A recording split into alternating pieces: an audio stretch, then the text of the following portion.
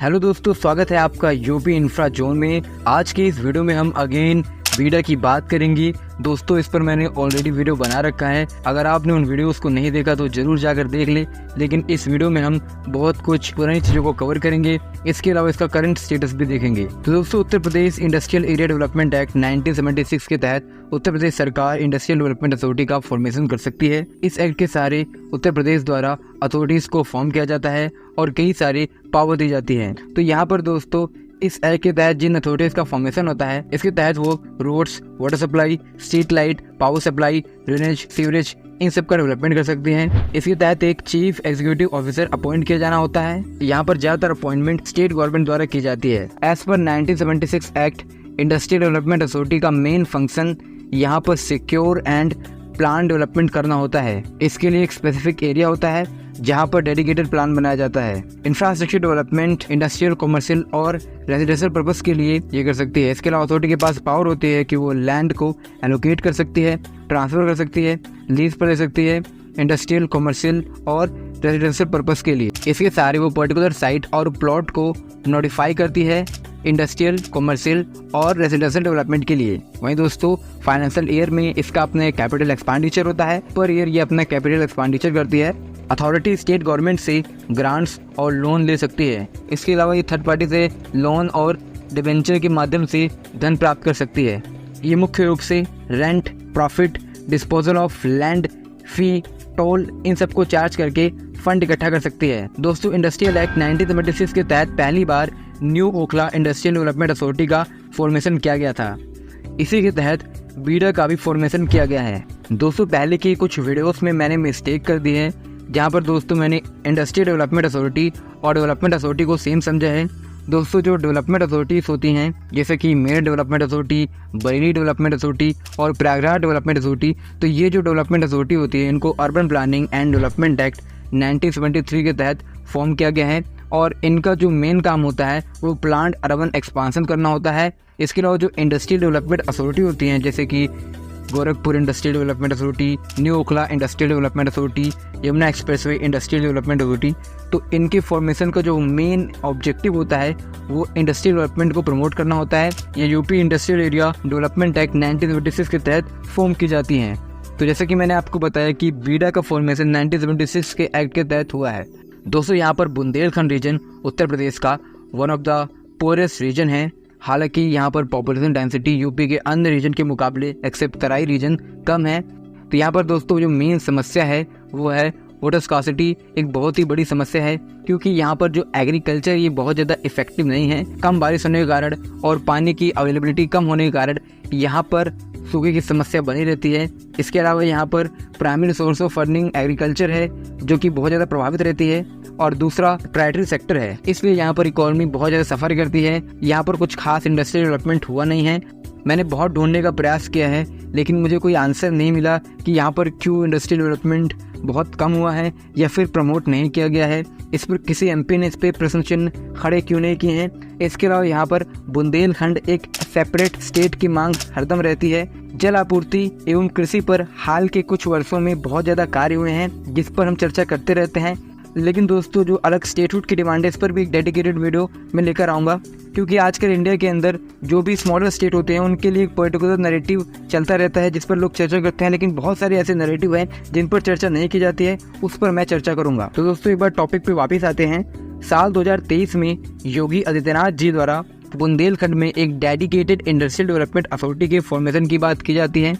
और वहीं उत्तर प्रदेश गवर्नमेंट द्वारा सितंबर 12, 2024 को बीडा का फॉर्मेशन, इसके प्रस्ताव को अप्रूवल दे दिया जाता है। यहाँ पर दोस्तों ऐसा पहली बार होता है कि बुंदेलखंड के लिए एक specific dedicated industrial development authority का फॉर्मेशन किया गया हो।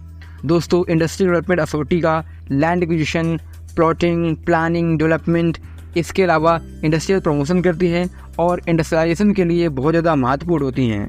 इसके अलावा residential, commercial development as per demand, इसको भी ये प्रायोरिटी देती हैं। तो ओवरऑल डेवलपमेंट के लिए ये अथॉरिटी काफ़ी ज़्यादा महत्वपूर्ण होती हैं। यहाँ पर दोस्तों प्रॉपर फंड का अलॉटमेंट किया जाता है। लेकिन दोस्तों, केवल अथॉरिटी का फॉर्मेशन कर देने से यहाँ पर डेवलपमेंट नहीं होता है, बल्कि यहाँ पर फंड देना भी जरूरी होता है। यहाँ पर प्रॉपर फंड का execution, land acquisition, time to time land allotment जो कि रिक्वायर्ड है। इसके अलावा डेडिकेटेड समिट करवाना, वहीं निवेश को आकर्षित कराना ताकि यहाँ पर डेवलपमेंट हो पाए, ये भी ज़रूरी है। फिलहाल दोस्तों बीडा एक न्यूली फॉर्म्ड अथॉरिटी है जिसको लगभग 10 महीने हो गए हैं।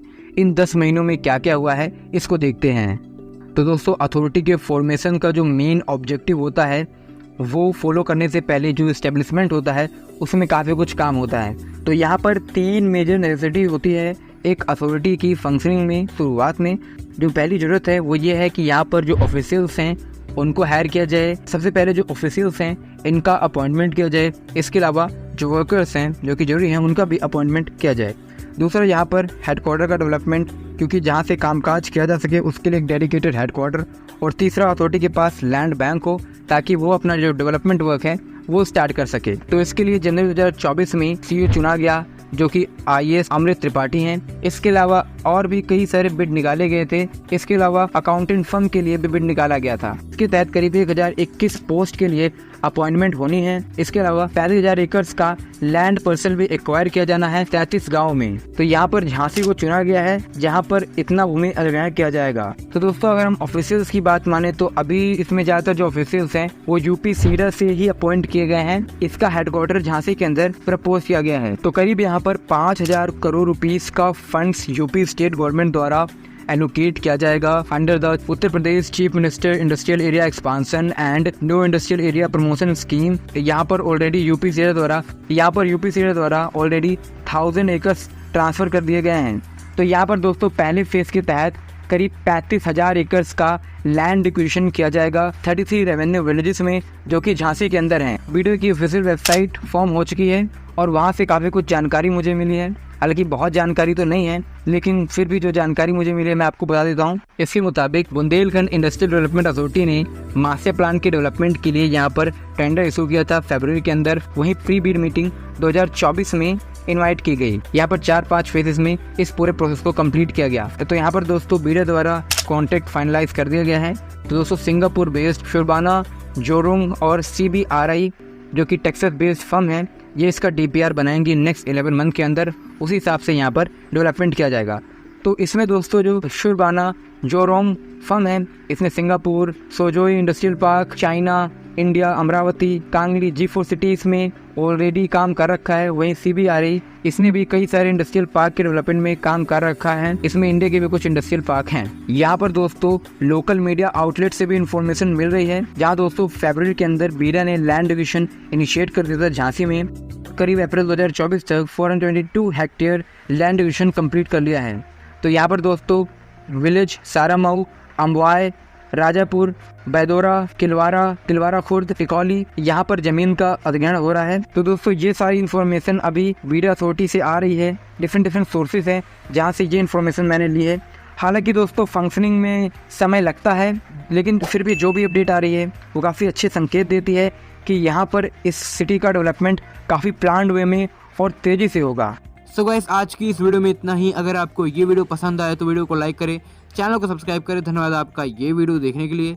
मिलते हैं नेक्स्ट वीडियो में।